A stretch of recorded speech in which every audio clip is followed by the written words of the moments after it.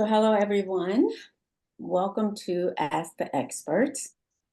I'm Shelby Tuck Horton, Vice President of Education.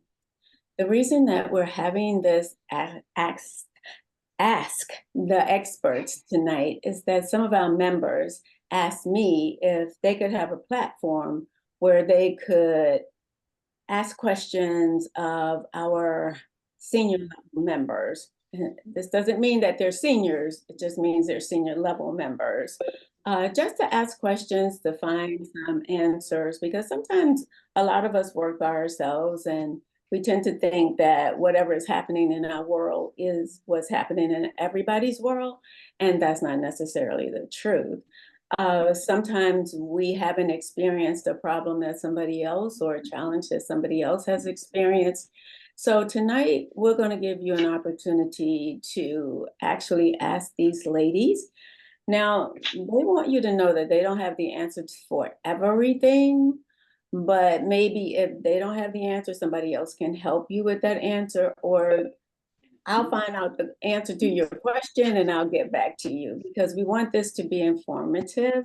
We want this to be a good resource for you, and we want it to be fun and uplifting. So I am going to start before I open up questions, because I did receive some questions early. So I am going to start with the panel. But I want to first start with letting you introduce yourself. And so on my screen, I see Tia first. So Tia, you go ahead and introduce yourself. Yes, hello everyone. My name is Tia Robinson. I am out of the Maryland chapter. My business is Cashmere Events LLC, and we're mainly in the Baltimore, DC area. Thank you. Tammy. Tammy Waterman. Our company is Special Moments Event Planning Incorporated, and I've been in business since February of 2004 and an ABC member since August of 2004. I am a Miss Dorothy Hart Award winner and the new Florida State Manager. Thank you, Tammy. Colleen? My name is Colleen Bauer, and I'm out of Bakersfield, California, which is Central California, but we travel all over California. It's a big state. And we have been in business for 14 years. The name of the company is called Fairy Godmother Incorporated. Thank you. So I want to start with this first question that I had. All of the ladies on the panel are master wedding planners. And someone asked, why did you decide to become a master wedding planner? And I'm going to ask this question of each of you. We'll start with you, Tia. Yes. Again, my name is Tia Robinson. So I've been in business now for 17 years with Cashmere Events. I decided to become a master wedding planner because education has always been a big part of my experience with ABC.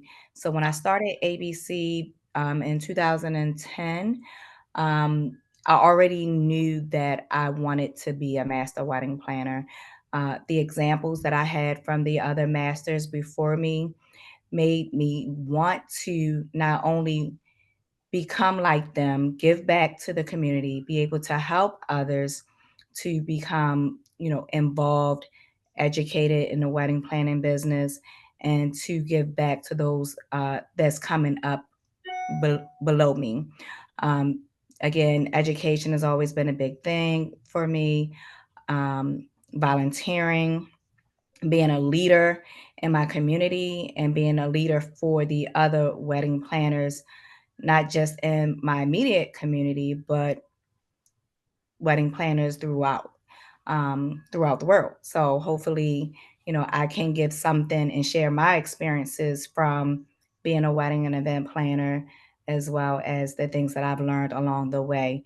I find that oftentimes when I first became a wedding planner, that there weren't many wedding planners that were given information, were sharing information, who told us how to do things.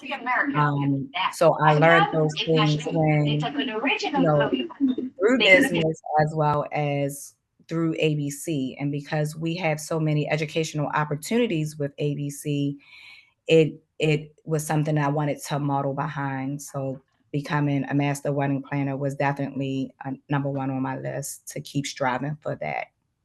Thanks, Tia. Tammy? So my story's a little different. So I was in another full-time type of business industry, and pretty much my husband said I needed to find a different job because I worked too much. Ha ha. And so I Googled, and you could join the Association of Bridal Consultants back when I started for 500 and something bucks and take their master program. And that's what I've done. So what I have learned is all been through the association to where I am now. Thanks, Tammy. Colleen? I became a master wedding planner primarily because when I first started, I had a mentor that was here in town close to me, and she had a bunch of little titles next to her name. And I had asked her one time, what are all those titles? What does all that mean? And she had a really good point. She said, those titles are not for the bride or for the client or for the groom. Those titles are for me. It's for my personal well-being. It's for my personal growth. It's for me learning. They have no idea what the titles mean. And I really took that to heart. I found ABC through Wedding MBA. They were there, and I spoke to somebody about the company, and I was really impressed when I went to the website, looked at the education. I felt like that's the route I want to go. And then I met Shelby, and if you all know Shelby and you start in the education program, there's no stopping you. I mean, there's no stopping Shelby. And so you just follow her direction and you will succeed. And Shelby really encouraged me to continue, in each level of education. And I remember, I'll tell you guys all a funny story. A couple of years ago, I wanted to be like front of the class at one of our conferences, and I went right up front and I sat right next to Shelby, not realizing that the front row is for the masters. So everybody was so nice. Nobody said anything to me, but I felt like an idiot, like halfway through going, uh-oh, I'm not really supposed to be up here. This is for people that have really earned that master certification. And so after that, I was like more determined that I'm going to earn my right to be up there, because becoming a master is not easy. It's a lot of work. I didn't make it the first time. I will tell everybody that. And there's no shame in that, of trying the second time. And it actually for me was better, to come back a second time and go after it. But it's definitely a personal thing that you do for yourself to help your growth and to help your knowledge and your confidence. And then I know ABC is such an amazing group of women that mentor. If it hadn't been for ABC during COVID, I don't know that we would still be in business, because I went to ABC on the East Coast because I'm on the West Coast, and the East Coast really was much further ahead of us. And I was really able to lean into my ABC friends on the East Coast to ask for help on what they were doing, because it was coming our direction. So Thanks, Colleen. So I'm going to ask you all, I'm talk about money in your company. I'm not going to ask you how much money you make, because I think that's personal and I should not ask you that, and neither should anyone on this call. But the question is wedding planning your only stream of income, or do you all have additional streams of income? And if so, what are those streams of additional revenue? We'll start with you, Tammy. So mainly I plan events full time, but I do have other avenues of income through like the travel, sandals, things like that. That's as far as me. We sustain ourselves tremendously with just the wedding planning. Okay. Colleen. So I started off in wedding planning with a full-time career. I was a senior vice president at a bank, and this was just going to be a hobby. I was going to do one wedding a month, and it just continued to grow and continued to snowball, and kind of came to a head about 5 years ago, where I had to decide. I had to either pick my wedding planning company or I had to pick my career at the bank. And I picked, obviously, wedding planning, and that was 5 years ago. So I now do Fairy Godmother full-time, have been for 5 years. And about 2 years ago, shortly after COVID, we did dabble in some other things. I had a foundation 2 photo booths that we run that have been pretty successful. But this last year, I was telling Shelby earlier that my word of the year was simplify. So we're really simplifying and streamlining what we do and focusing on what we're really good at. And Tia? So for myself with wedding planning, we actually do have rentals. Well, I get a lot of business through Sandals and Beaches. Thank you, Sandals and Beaches, in the hotel industry. ABC has made that easy because even when I have an event, it's easy to, get that extra income from booking the hotel industry, booking through the hotel industry. So that's one stream of income. We also have rentals, which I have grown sons. So we have that income coming in. They like to run that part of the business. So we have rentals through we have 2 photo booths as well as rentals with linens and decor. So we had that coming in. And then offline, I also am the COO of my husband's business. So I have that as well. So I do have multiple streams of income, kind of sort of like a Jamaican. I don't get much sleep. Thank you, Tia. I want to remind you all that you can put your questions in the chat. I am just going over the questions that I received previously. So if you have a question, I would really love for you to put it in the chat. But ladies, another question here is, how do you market your business in this economy? Colleen, I'll start with you. Sure. Especially when I first started, and it's pretty much the same way that I do it now, Shelby, is that 80% of our business comes from referrals. Every time a client or somebody calls me, the first thing I ask them is, how did you hear about us? Every email I ask, how did you hear about us? And we track it. And every 6 months we look at, okay, what's working?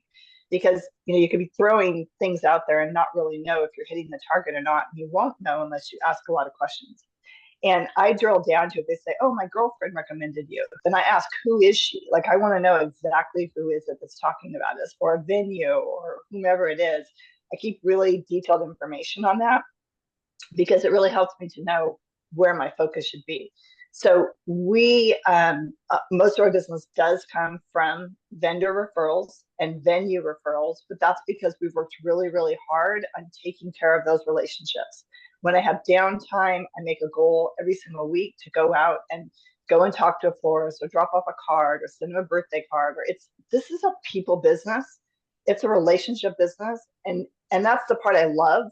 I mean, I have such good relationships and friendships with the wedding pros that we work with. So I think they will send you the business all day long because they want to work with you, because you take care of them, because you follow through with them. And I'm really good when somebody sends me a referral. I immediately go in and I send an email or a text and I thank them. I let them know where I'm at, because otherwise it's kind of sad when you send somebody a referral and you never hear back. You don't even know if they're talking to the client or not. So I really try to make sure that I say thank you. I also work really hard to give them good referrals. So if I'm reaching out to a photographer or to a DJ, I make sure they know who the couple is, a little bit about them, where they're getting married, little backstory, even if it's more than one DJ, because then it's up to them.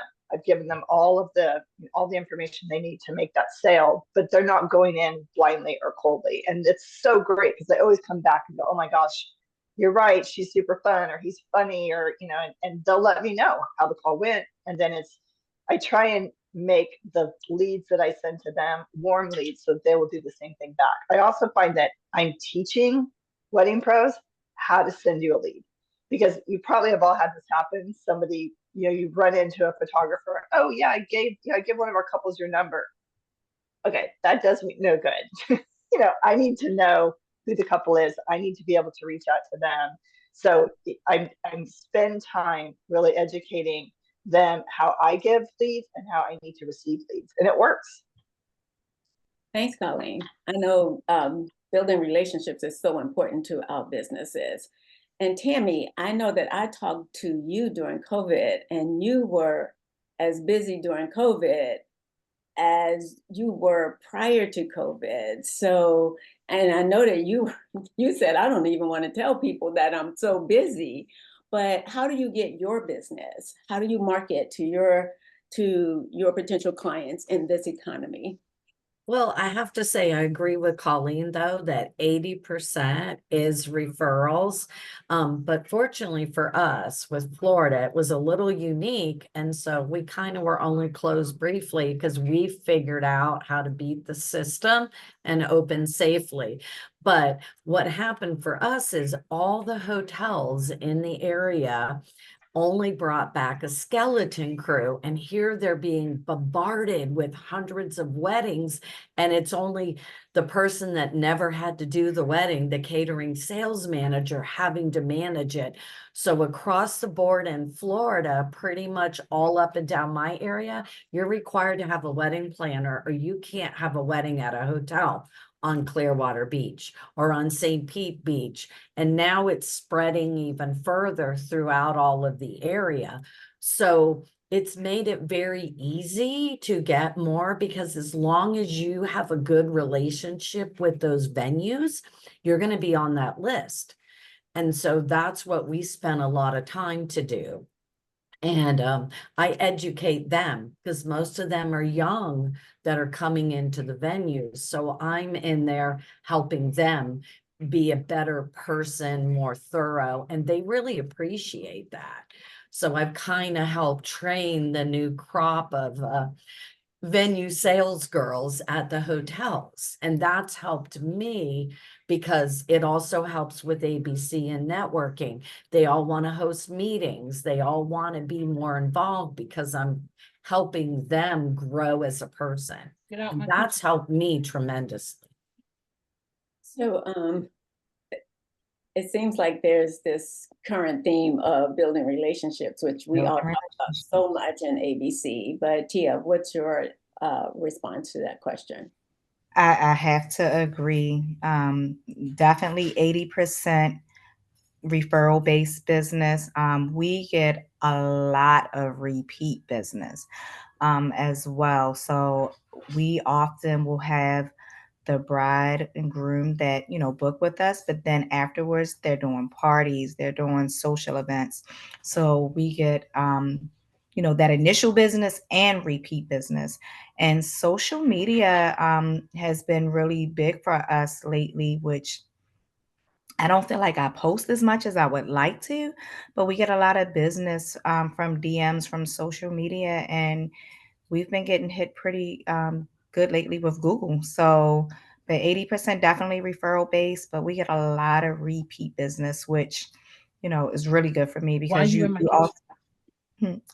always want to be able to continue that business. And again, it is about the relationship. So you build that relationship with that client. They feel comfortable with having you over and over again. We have one client I know we've done at least 6 events for. She's got 3 children, and we've done events for there. We did her wedding, and we've been doing events for her children. And now we also have her daughter who is about to get married. So, The family affair. I think that I'm getting someone who's not muted. If you all can make sure that you mute it so that we only hear the speakers. Thank you. I'm going to start giving you all some of the questions that are coming in. Michelle and Tracy, I don't know which one, and maybe both, but they want to know, how do you stay motivated? So who wants to take that question? Who? Michelle or Tracy? It was Tracy. It was me. Okay. Tracy wants to know how you stay motivated. Who wants to tackle that one first? I'll take it first. Okay, go ahead. So I stay motivated just knowing the end result. I stay motivated because I love this business. This is my passion. I love working with my clients. Even the difficult ones, you learn something from. In each event, my team and I, we have a meeting at the end of the event, after the event is over.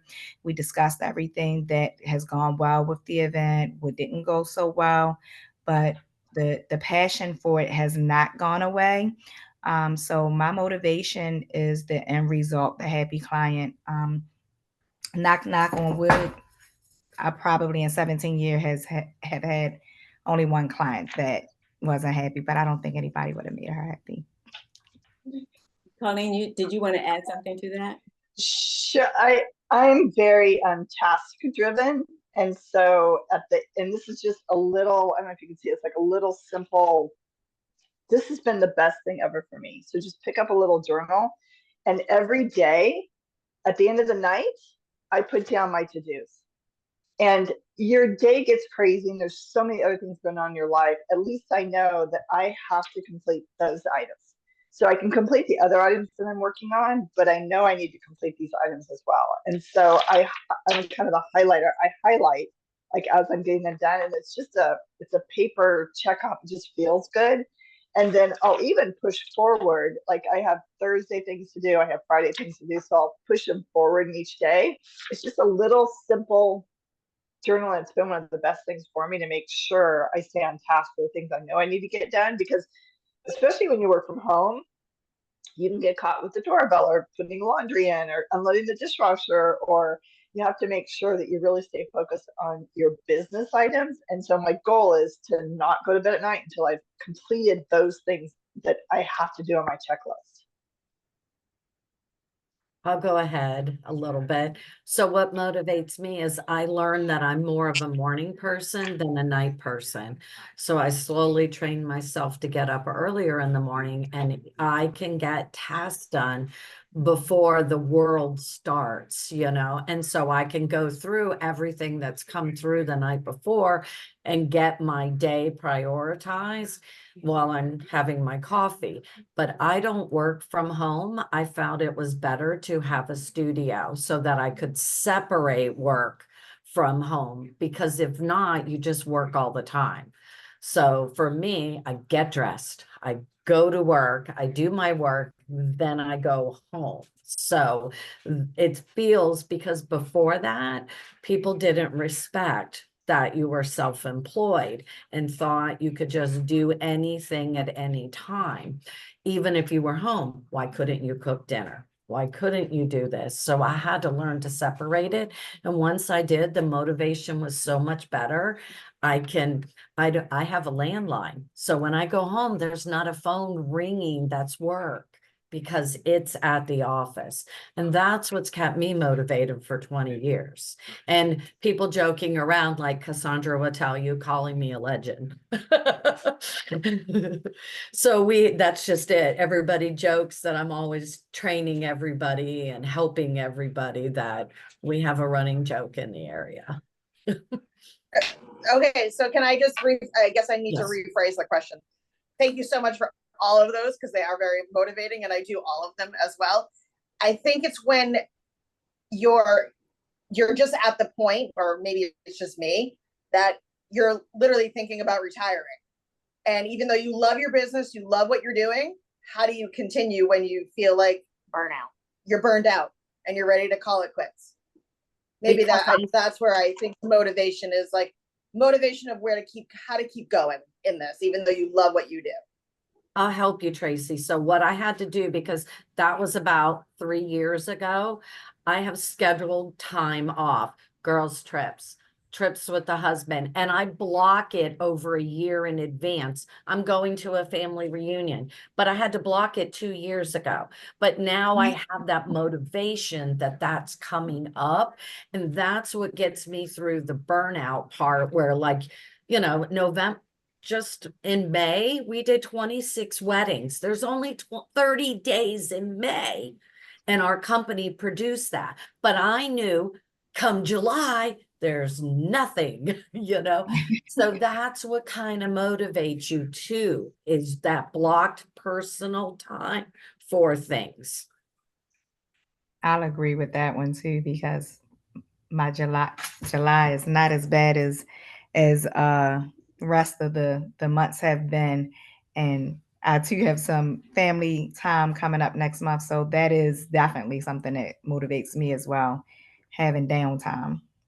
I think, Tracy, when you've been in the business for a while, you need to have that space that you can breathe, that space that you can create, that space that you can have some downtime and you're not always on. Because I feel like as a wedding planner, we're always on doing something for somebody. So when you start that whole, I know we call it work-life balance, but it really isn't a balance. It's taking the time that you need for you and not feeling guilty about it. It's not time that you're going to take and feel bad that you took it, but it's time that you know you deserve. And that way you pour into yourself so that you're able to pour into other people. And I And think too, and I Tracy, know that you know that, and we know that, and it's easier to say it than to do it. But I too, like Tammy, had to learn that I need to put some space in my calendar for myself, for time with my husband, for time with my family, because other than that, it's always something to do. There's always a client. There's always, for me, it's always a client, or there's always ABC work that needs to be done. I can never clear it out. There's always something that I have to do.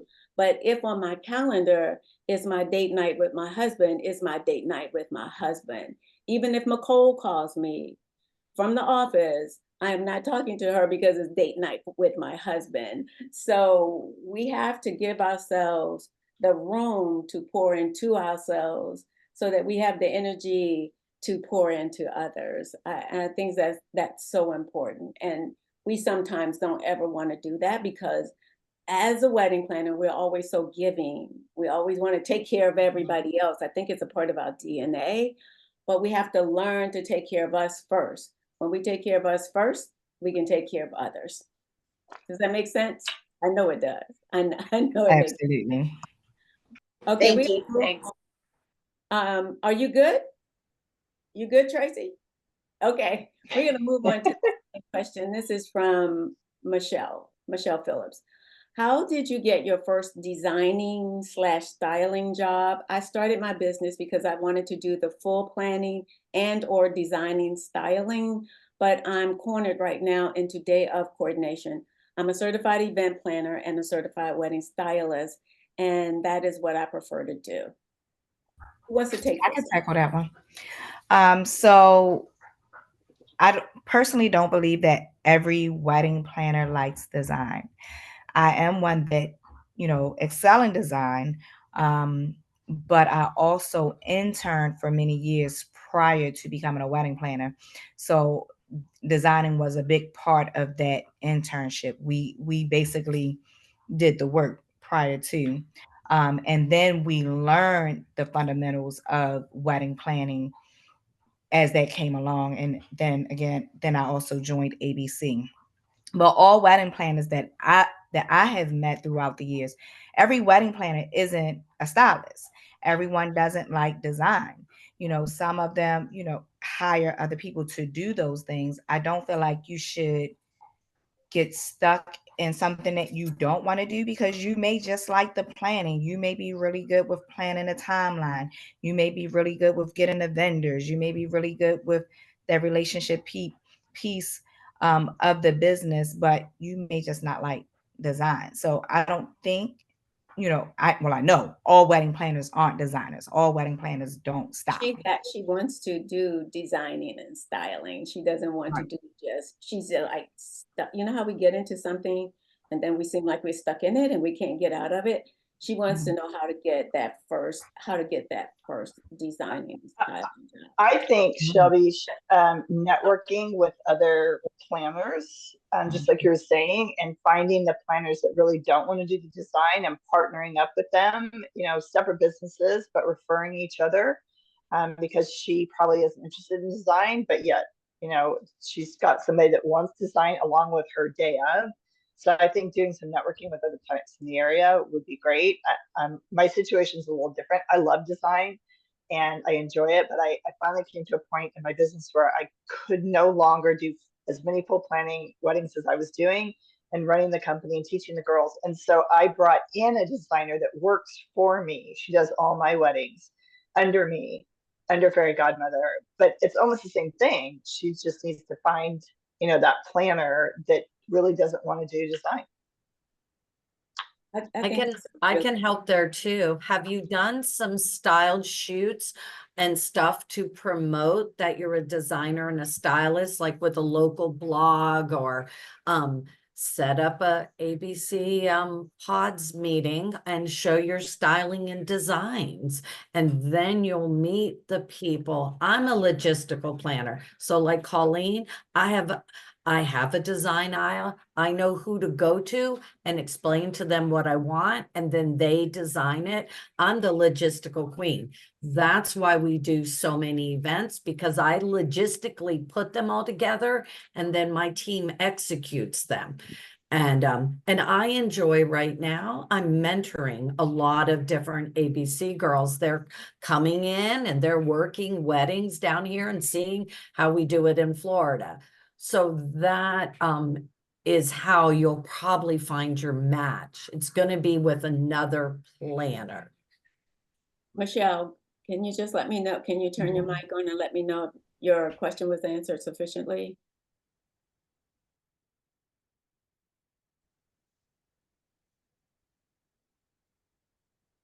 Okay, Michelle, maybe you can put it in the chat. Michelle, you good? Okay, we're going to go on to Kathy's question. Kathy, and you all may have covered this, but I'm going to go ahead and ask it. Referrals are huge, but where do you find your next best method of marketing to reach prospective clients? Social media, preferred vendor lists, mail outs, and wedding shows. I would say for me, I'll social take media. that. Yeah, I was going to say social media is probably one of our Mhm. second. Google, Instagram, Facebook, we're on all of it all the time. And I've recently brought in our personal pages as well. So now my core team all has their own fairy godmother with their name personal page.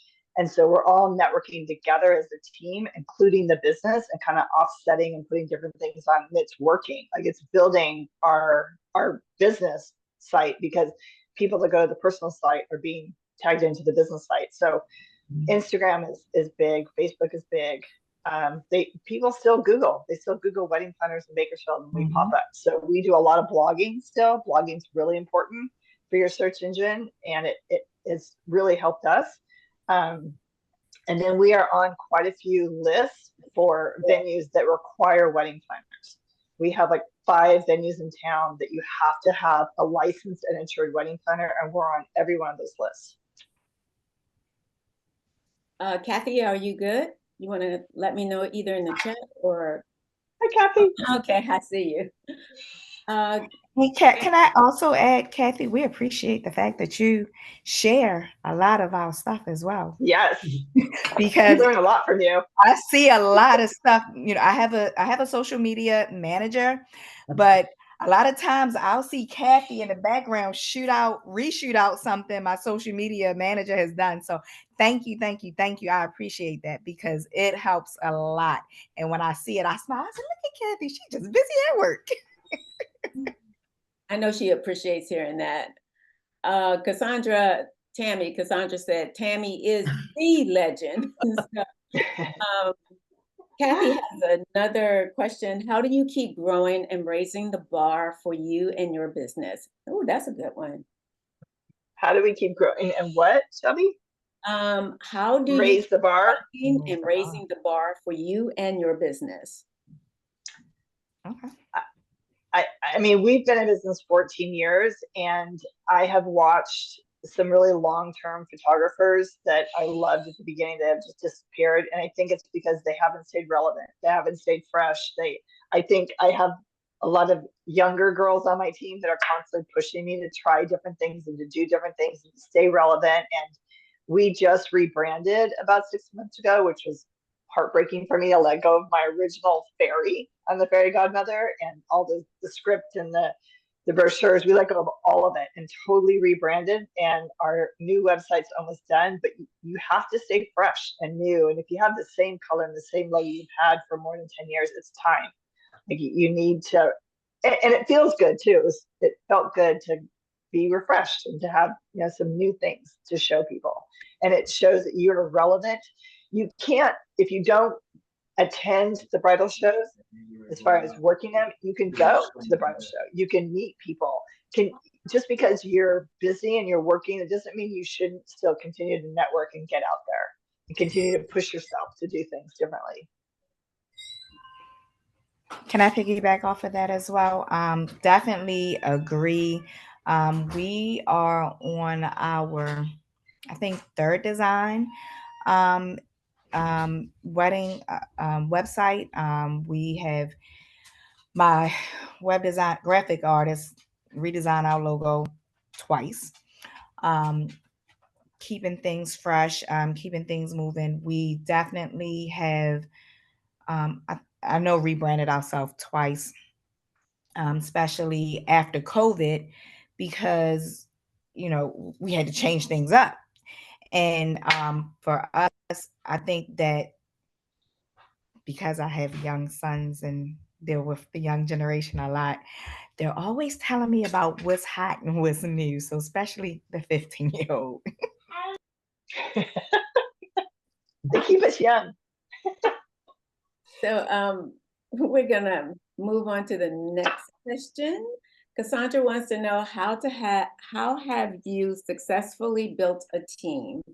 And is that team employees? I can Tammy, answer that one. So we have 3 employees, and then we have 4 1099 contractors that are on the team, because some don't work a schedule. They're as needed with me. But the 1099 contractors have been with me for more than 10 years, and I met them through ABC. So everybody that's on my team, I've either met through ABC or they've known me by a connection through ABC, I have to say. And because we run a large networking group here, that's how I'm able to also build additional team people. I meet a lot of up and coming planners, and they just want to plan weddings, but they don't know how to get the weddings. So they've come to work for me for a couple of years and learned how to run and manage the business, and then gone out on their own. So we always keep about 7 people, but there's 3 or 4 that flex in and out all the time. thank you, Tammy. Anybody else want to add? Colleen, you want to add? Sure, I can. Definitely. We started off with independent contractors, and then California went crazy with the whole are they employees or are they independent contractors? And technically they're really employees.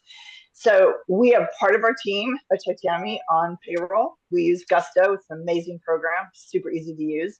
And then we have the others that are 1099. And my rule of thumb is that I kind of test them out. If I feel like they're a long-term person, they're going to be with me a while, then I will add them as an actual employee, and we have that conversation. So they kind of have to earn their way into being an employee. We don't automatically do it. We have 3 other planners. So there's 4 of us that plan weddings, and then Kimberly is a designer. I have a social media person, and then I have like 6 girls that are just assistants, that are just helping with setup, tear down, assisting the lead planners. I know, Tia, you wanted to say something. Oh, I was gonna also say we have 14 on our team. 2 are employees, the rest are 1099. Then we have 2 students that's interning with us right now. But my 2 employees have probably been with me almost since day one. So we just changed them over actually this year to actual employees. Okay. Yeah. So the rest of the chat was about how great Kathy is. So thumbs up to you, Kathy. So I'm going to go back to these questions. Kathy is the boss. that I have here. What software do you use to run your business? And each one of you can answer this one. This one's easy for me. So QuickBooks, I use Planning Pod and Timeline Genius, Okay. and that's it. I use Our Planner, QuickBooks, and Acuity. I use QuickBooks, Timeline Genius, HoneyBook, Dropbox, Google Drive, and Mary. What was the I last love one? Mary. Mary, Merri, Mary. It's a CAD company for maps, drawing maps for your floor plans. Okay. See, now you made me think of, so I do use Yeah. All-Seated/Prism. I use Dropbox, but my main processes are the three, you know? Yeah, and Yeah. I didn't think about that as well. Yeah. Of course, Dropbox, and I recently started using social tables this year. Oh, yeah. You sparked their interest and made them remember that they had a whole nother set of There's more. Yeah, platforms like that I they use use. social tables, but I'm like, duh, everybody does. You don't Right. think about it, you know? Yeah. I was going to Yeah, say the we same switched. thing. We use a lot We of switched. programs just to make our life easy, and sometimes it's almost you use them without thinking that you use them because you use them every day. Mhm. So I don't know if I asked you all this question because I didn't check it off. So I'm thinking I did not ask you this one. Have you seen a change in your clientele within the last 5 years? I have. Speak on it. Go ahead. Go ahead. I was going to say one of the things for me that's been really interesting is that weddings seem to be a little bit smaller. Our weddings where I'm at, we have lots of land and big venues. And so, our average is 250 guests. They've come down a little bit in size. I think people are kind of, especially at the very beginning, they're obviously regrouping. But the other thing I noticed is that it's okay now to do a Zoom call with a client. It's okay to do a Google Meet with a client. Before it was like faux pas.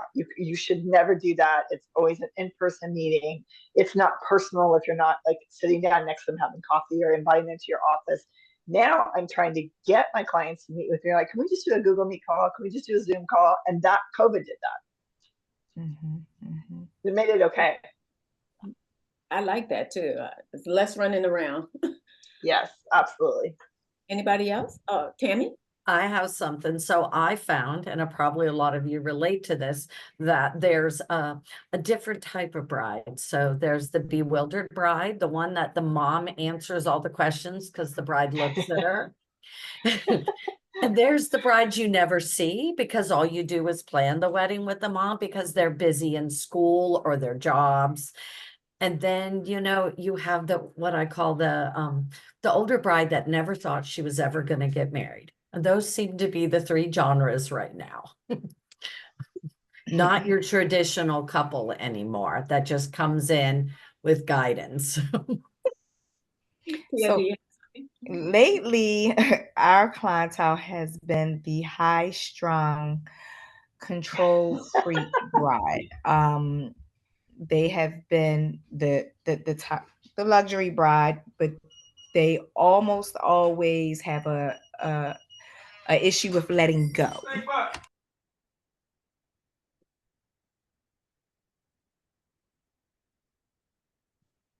can't hear you. I muted because hubby walked through the door. But yeah, most of our brides lately, I've had a lot of high strung brides in this past year. So getting them to release, and educating them it's okay to let go. So, we become better once they realize it's okay to relax, let it go. I have another question. This one is from Wendy Bass. What social media schedulers do you use? In the past, I used Hootsuite, but since I've had my social media manager, I just stopped. Okay, Tammy? So I have a social media manager too, but we use Meta. I've found that it works really well, honestly, and it's already interfaced with the social media, and it actually goes out because it knows when your audience is there, it learns. So you schedule it, and then Meta decides when it's going to be seen. It says, tonight, usually between 7 and 9 is better, and that's when it'll send it out. So that's been really great for my social media person. And it's free. Free is always good. For me. Cassandra says, what are your policies for family events? Mine was that I didn't do them, but I'm gonna let you all answer. Contract. Contract with We- payment. Yes. That's the sore one. That's my answer. I tell them this is my fee and let me know when you're ready to pay. I love it when they call and they go, well, I don't need you to plan the wedding, but I just need you to answer these questions and give me some vendors. And I go, and here's the contract and how much it costs. I love that. Kathy has another question. What role do conferences and other courses play in your professional development? Kathy, did you send me that question before? Were you the one that sent that question before? Because it's almost like the one that I have here. What role do conferences and other courses play in your professional development? Do you sign up for other courses that aren't necessarily wedding related or industry related? What conferences do you go to? I'll jump in here. Shelby, I think it's one of the most important things you can do for yourself and for your business is to attend conference. And, conference is coming up. I hope everybody that's on this line is possibly going to attend. Beyond the education that we're given, the networking, you can't get that any other way except to be in person. I have met so many people through conferences and learned so many things beyond the classes that I was attending and the keynote speaker. It's much like the master and the different levels of education that you can achieve. It's for yourself. It makes you come back with new ideas. I come back refreshed. I have a meeting with my team. I let them know all the things I learned and all the new things we're going to do. I'm like, we implement things. I don't just go to conference and then I come back and not do things the same. You have to look at all the things that you're learning. What are you going to take back? And what are you going to do for your business and for the people that are on your team? Tammy? So I actually do attend other conferences. So I'm involved. We have an organization called Women in Tourism, and you guys probably are the ones that benefit from the association that we work with, because what they do is they drive everybody to Florida. That's why we've become one of the #1 destinations. So in your winter time, everything is blanketed in New York, Ohio, Michigan with Visit Florida. So that's me. I get involved with all of that. And that's where I attend the governor's conference. We go to educational summits, and I've learned how the hotels and how it all drives the people back to your area. And I get involved with the chambers of commerce in other states and the visitor centers, because they'll go, hey, we're going to Florida. Can you believe we're going to get married? Hey, I know a wedding planner down there. Hold on, let me get it. So that's kind of how I work it. We do 80% destination weddings, kind of like Puerto Rico. It's same thing in Florida, nonstop. Anybody else? Yeah, I'll take that. So, again, because education has always been big with me, I don't think I've missed but maybe one conference since I've been a member with ABC. As you know, even pregnant, way out there, I was at conference, looking like a whole watermelon. But I attend a lot of conferences, a lot of different organizations, I take a lot of classes. I take a lot of classes with my vendors. So I take classes in photography. I take classes. We've done different styling classes. We've done classes with the videographer. I feel like for personally for me, I feel like anything that I refer my client to, I should have a vast knowledge of it. So I know the questions to ask that vendor. So things that come up, reading the contract, giving them suggestions, I should know about it in advance. So, I take the classes, I take the courses, just so I know for not just myself, but for my client. So I'm asking all of the things, or I know the things in advance before they ask them. So I'm not saying, oh, let me get back to you. I mean, of course, there's always that one, but I try to know those things in advance. So I try to attend as many conferences that I can, different conferences and different levels of conferences.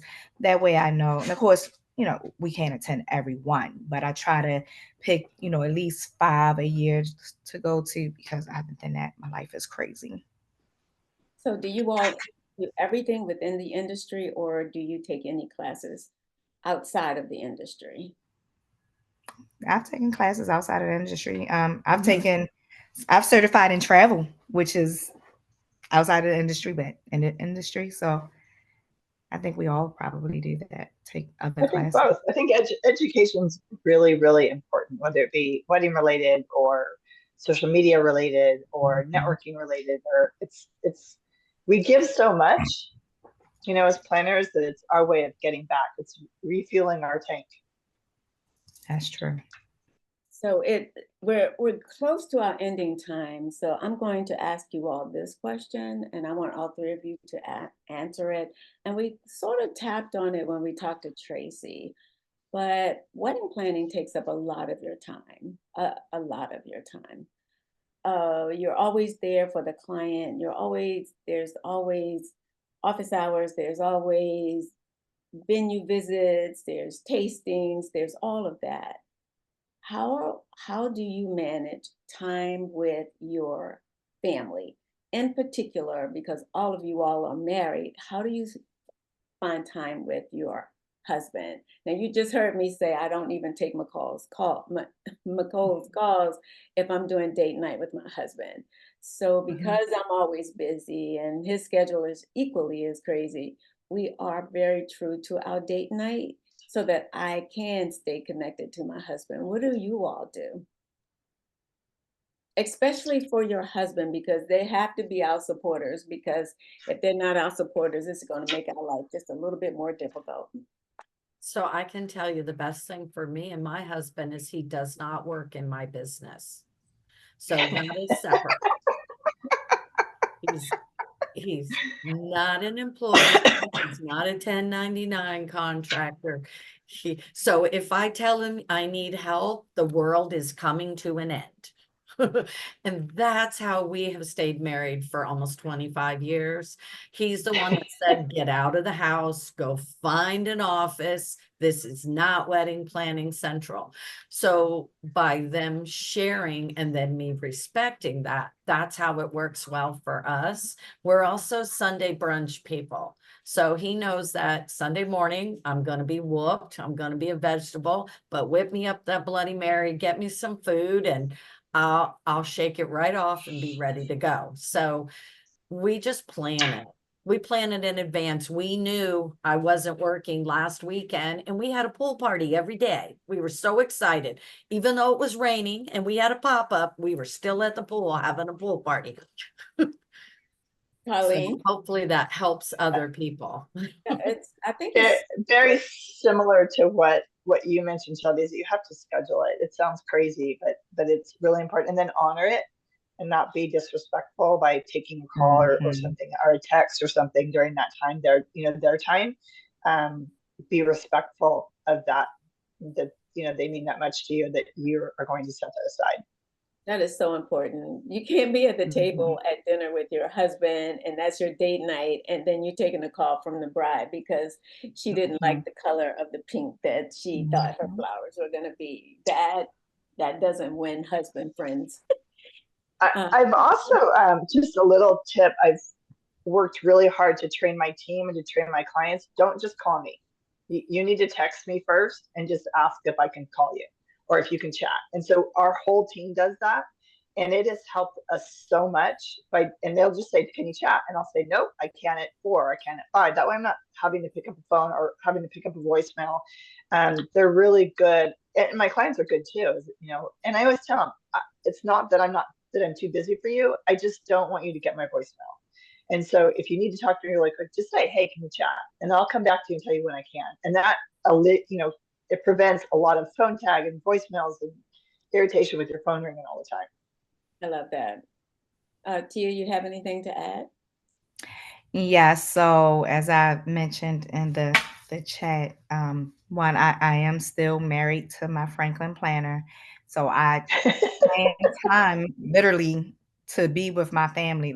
And if you look at, like Colleen, if you look at my Franklin planner, you'll see all kinds of colors. Everything is highlighted, Yep. stickers, Makes you vacation, happy. date night. Yeah. But I have to do that. Otherwise, I get crazy. And it wasn't until a friend sat me down and had a painful conversation. And she said, you're never present when we do anything. Oh, ow. And it hurt Yeah. my feelings so bad. She said, put down your phone. You're never present. She said, we don't even like talking to you sometimes because you're looking at your phone, you're talking to a client, you're texting this person, you're responding back to an email. And it wasn't until she said it kind of was like a slap in the face because I started crying. I was like, I don't mean to be a bad friend.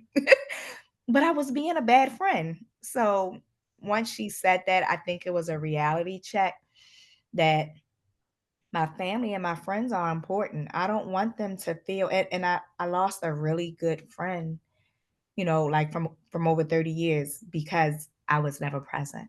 So after that, I learned, when I'm with my family and my friends, just put down the phone. Be present. Mm-hmm. Leave the phone in the office. Leave it. Before we close, let me know if I'm a big stickler on boundaries in my life and my business.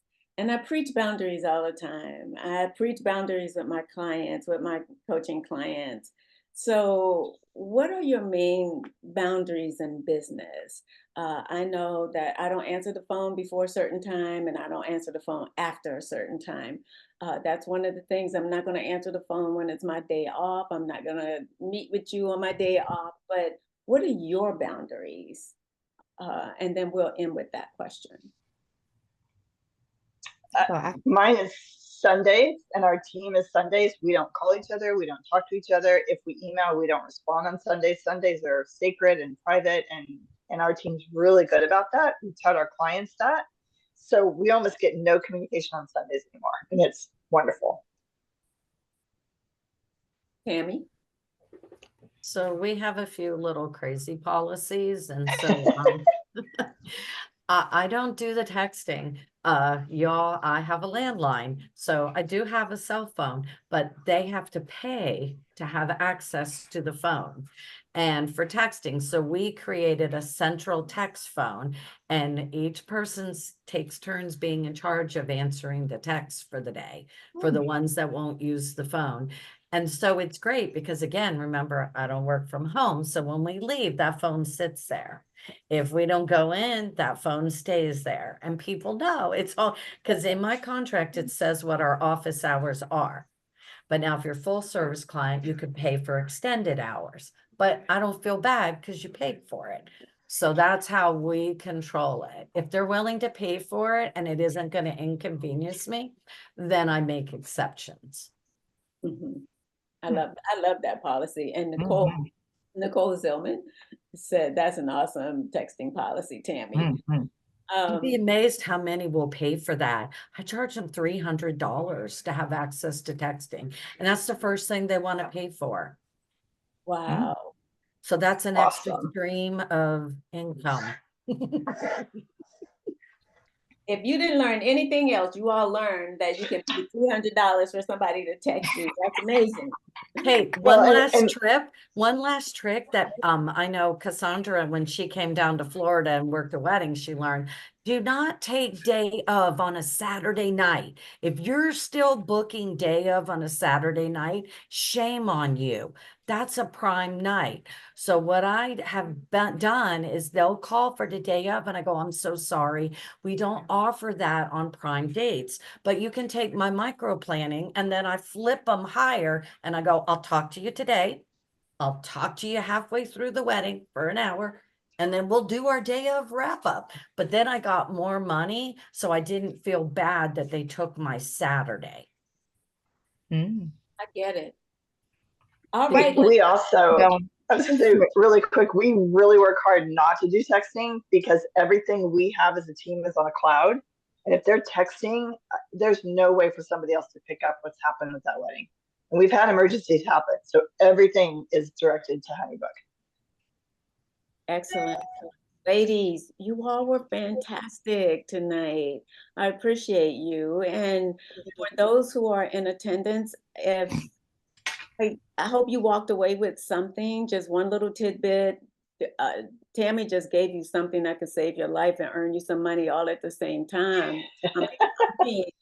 Did you guys see my pedal cone reel that I put in the ABC group? We charge $300 for that. It's $4 worth of supplies and 15 minutes of effort. Wow. So thank you all for coming. I appreciate you being here. If you're interested in having more of these Ask the Experts, not every month, because you're not going to wear me out like that. But if you want to do it another time or two, like maybe once a quarter, just let me know and we can bring some on, bring our members on and just have just a Q&A, just to share information. So I love it. I appreciate you all. Thank you, Tia. Thank you, Tammy. And Colleen, thank you. And thank you all who attended tonight. I'm going to let you go so that you can enjoy the rest of your evening. And can I mention, if anyone has a question that maybe we didn't answer, I know I don't mind. You can always I don't mind either. an email or, a message, and I'll, answer anything that you didn't post or want more information on. Feel free to call me. Ditto. You guys can email or call me too. Yeah. Me too, guys. Anytime. I'll teach you how to make more money. I'll be calling everybody. Good night. Good night, everyone. Good night. Good night. Good night.